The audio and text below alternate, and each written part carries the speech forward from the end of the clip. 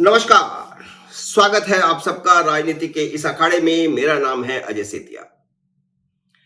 मित्रों, राहुल गांधी के सिर पर आजकल जाति आधारित जनगणना का भूत सवार है।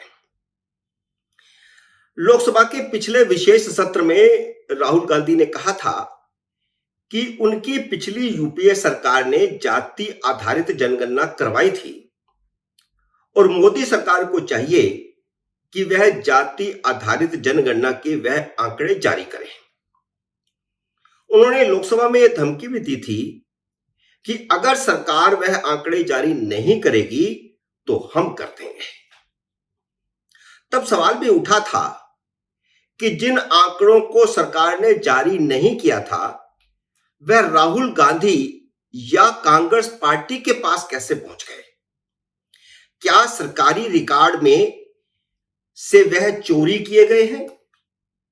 क्या चुनाव हारने के बाद कोई कांग्रेसी मंत्री चोरी करके उन आंकड़ों को उठा के ले गया या उनकी कॉपी करवा करके ले गया, या ओबीसी के 3 सचिवों में से किसी एक ने, जो भारत सरकार के सचिव है, उन्होंने ये आंकड़े चोरी करके राहुल गांधी तक या कांग्रेस पार्टी तक पहुंचाए हैं।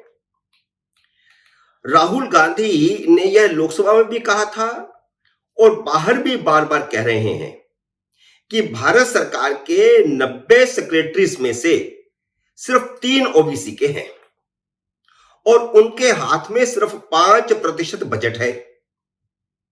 तो अब सवाल खड़ा यह हो गया था कि वह आंकड़े सरकार जाने के बाद, चुनाव हारने के बाद कांग्रेस का कोई मंत्री उठा ले गया, या जो इस समय भारत सरकार के 3 ओबीसी सचिव हैं उनमें से किसी ने यह आंकड़े कांग्रेस को चोरी करके दिए हैं। हालांकि इस बात की फिक्र कभी उनके पिता और पिता के नाना जवाहरलाल नेहरू और पिता की मां यानी राहुल गांधी की दादी इंदिरा गांधी ने कभी नहीं की थी कि उनकी सरकारों में कितने ओबीसी सचिव हैं और उनकी जो सचिवों की टोली थी उनमें से 1-2 भी थे या नहीं थे। हालांकि रिकॉर्ड कहता है कि 1990 में जब आरक्षण हुआ और प्रमोशन में भी आरक्षण हुआ तो उसके बाद ही ओबीसी के आईएएस सचिव स्तर तक पहुंचने शुरू हुए। तो इसका मतलब यह है कि जो सचिव हैं इस समय वह 90 के बाद के प्रमोशन पर बने सचिव हैं। खैर, लोकसभा में उनकी धमकी के बाद उन्हें किसी ने समझाया कि अगर उनके पास आंकड़े हैं भी तो भी वह जारी करने की गलती ना करें। तब से उन्होंने किसी मंच से यह धमकी नहीं दोहराई। इसलिए 9 अक्टूबर को जब कांग्रेस कार्यसमिति की बैठक के बाद प्रेस कॉन्फ्रेंस हो रही थी तो एक पत्रकार ने उनसे पूछ लिया कि वह उन आंकड़ों को कब जारी कर रहे हैं जो उन्होंने कहा था कि अगर सरकार जारी नहीं करेगी तो वह करेंगे। तो वह साफ मुकर गए कि उन्होंने ऐसा नहीं कहा कि आंकड़े जारी करेंगे, आंकड़े तो हमारे पास है ही नहीं। फिर उन्होंने सफाई दी कि मैंने तो यह कहा था कि हमारी सरकार आने पर हम ये आंकड़े जारी करेंगे। यानी अगर सरकार नहीं आती है तो ना नोमन तेल होगा ना राधा नाचेगी।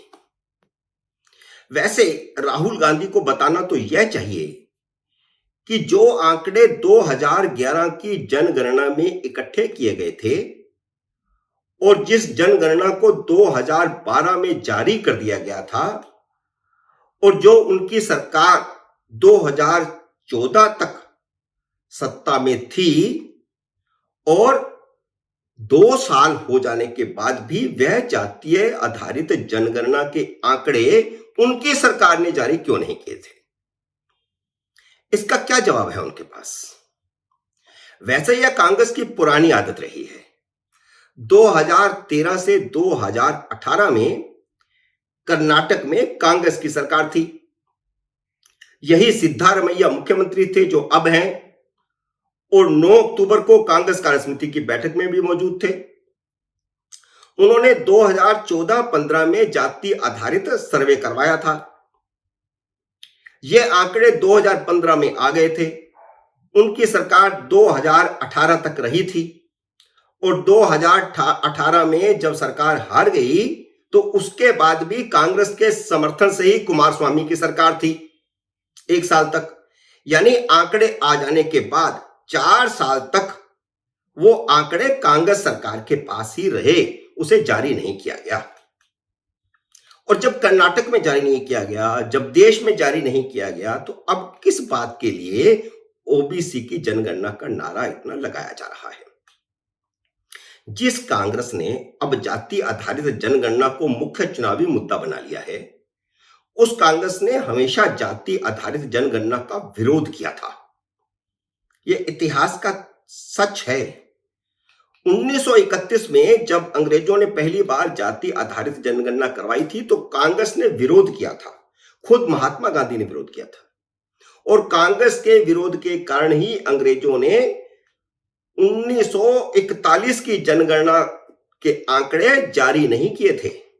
जो जाति आधारित जनगणना 1941 में हुई थी उसके आंकड़े कांग्रेस के दबाव में ही ब्रिटिश सरकार ने जारी नहीं किए थे। जवाहरलाल नेहरू ने भी आजादी के बाद हुई 1951 और 1961 की जनगणना में जातीय आंकड़े नहीं जुटाए। जाति आधारित जनगणना का जवाहरलाल नेहरू ने विरोध किया। और जो डॉक्टर अंबेडकर कहते थे कि जिसकी जितनी संख्या भारी उसकी उतनी हिस्सेदारी, उस डॉक्टर अंबेडकर को नेहरू ने लोकसभा का मुंह नहीं देखने दिया। यह गारंटी ली उन्होंने कि वह हारने चाहिए चुनाव में, एक नहीं 2-2 बार हराया उनको। इंदिरा गांधी ने भी 1971 और 1981 में जाति आधारित जनगणना नहीं करवाई। मोरारजी देसाई ने जो मंडल कमीशन बनाया था 1978 में प्रधानमंत्री बनने के बाद, इंदिरा गांधी ने उसकी रिपोर्ट को भी रद्दी की टोकरी में फेंक दिया था, क्योंकि मोरारजी देसाई की सरकार तो चली गई, लेकिन जब मंडल कमीशन की रिपोर्ट आई तब इंदिरा गांधी फिर से प्रधानमंत्री बन चुकी थी। और उस रिपोर्ट को राजीव गांधी ने भी 5 साल के अपने कार्यकाल में लागू नहीं किया। ना इंदिरा गांधी ने लागू किया, ना राजीव गांधी ने लागू किया, बल्कि वीपी सिंह जब ओबीसी का आरक्षण लागू कर रहे थे तो राजीव गांधी ने उसका बाकायदा लोकसभा में विरोध किया था। यह ऑन रिकॉर्ड है। देश की बहुसंख्यक ओबीसी आबादी का 75 साल तक जनगणना करवाने का विरोध करते आ रहे और ओबीसी का ही एक तरह से विरोध करते आ रहे, उनके आरक्षण का विरोध करते आ रहे नेहरू परिवार को अब अचानक ओबीसी प्रेम उमड़ पड़ा है। प्रेस कॉन्फ्रेंस में राहुल गांधी ने पत्रकारों से भी पूछ लिया कि आप में से कितने ओबीसी हैं, कितने दलित हैं, कितने आदिवासी हैं। पत्रकारों में ऐसी कोई भावना आती ही नहीं कि कौन ओबीसी है, कौन ब्राह्मण है, कौन ठाकुर है, कौन दलित है, कौन आदिवासी है। और अब तो पूरे समाज में ही एक रूपता आ चुकी है। और इस समय वो नारा लगा रहे हैं जो पहले अंबेडकर ने लगाया, काशीराम ने लगाया और उसका कांग्रेस ने विरोध किया। अब वह नारा लगा रहे हैं राहुल गांधी, जिसकी जितनी संख्या भारी उसकी उतनी भागीदारी। और उनके परिवार ने इस नारे का हमेशा विरोध किया। इंदिरा गांधी ने तो बाकायदा चुनाव में नारा ही लगाया था, इंदिरा जी की बात पर मोहर लगेगी हाथ पर, न जात पर न पात पर। तो अब इसका कारण क्या है कि कांग्रेस ने अचानक जाति आधारित जनगणना का समर्थन कर दिया और राहुल गांधी ने यह ठान लिया है कि वह जाति आधारित जनगणना करवा कर रहेंगे। इसका सबसे बड़ा कारण यह है कि 1990 से उत्तर प्रदेश और बिहार की पिछड़ी जातियों ने कांग्रेस का बहिष्कार कर रखा है, क्योंकि कांग्रेस ने मंडल कमीशन की सिफारिशों का लागू करने का विरोध किया था। ऊपर से राहुल गांधी ने सारे मोदी चोर कहकर ओबीसी का अपमान भी कर दिया। तो लालू यादव ने और नीतीश कुमार ने उन्हें समझाया है कि ओबीसी से अपना बहिष्कार खत्म करवाना है तो एक ही रास्ता है और वह रास्ता है जाति आधारित जनगणना करवाने का वादा। तो राहुल गांधी अभी वही कर रहे हैं। मित्रों, उम्मीद है मेरा ये वीडियो आपको पसंद आया होगा। इसे लाइक और शेयर कीजिए। अगर आपने मेरे यूट्यूब चैनल को अब तक सब्सक्राइब नहीं किया तो कृपया सब्सक्राइब करके अपना आशीर्वाद दीजिए और जाते-जाते घंटे का बटन भी दबा दीजिए ताकि जैसे ही मेरा नया वीडियो आए आपको सूचना आए। जल्द ही मिलते हैं अगले वीडियो में किसी नए विषय के साथ। तब तक नमस्कार।